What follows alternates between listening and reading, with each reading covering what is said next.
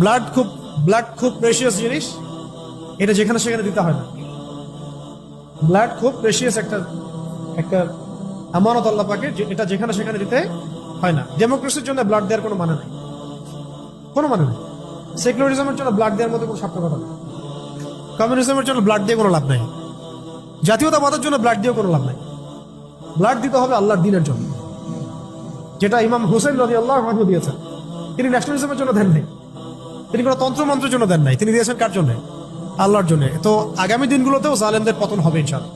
ঠিক যে পরিণতি হয়েছে ফেরাউনের, সেটা হবে এই যুগের ফেরাউনদেরও। আল্লাহ পাক ওদেরকে এক জায়গায় জড়ো করেছেন একসাথে ধ্বংস করার জন্য। অতএব এখন যা হচ্ছে আমাদের সামনে, এগুলো নিয়ে মোটেই বিচলিত হবেন না। ভাববেন না যে আমাদের শক্তি কম, আমরা পারছি না, মুসলিমদের মনে হয় আর উন্নতি হবে না, সব শেষ হয়ে যাচ্ছে। মোটেই না, এগুলো হচ্ছে একটা পরীক্ষা।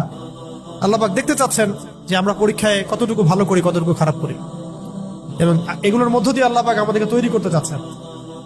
ওয়ার্ল্ডের এগুলো স্পষ্ট হওয়ার পরেও যদি আমাদের চোখ না খোলে, তাহলে বলতে হবে আমাদের আধ্যাত্মিক অন্ধত্ব আছে।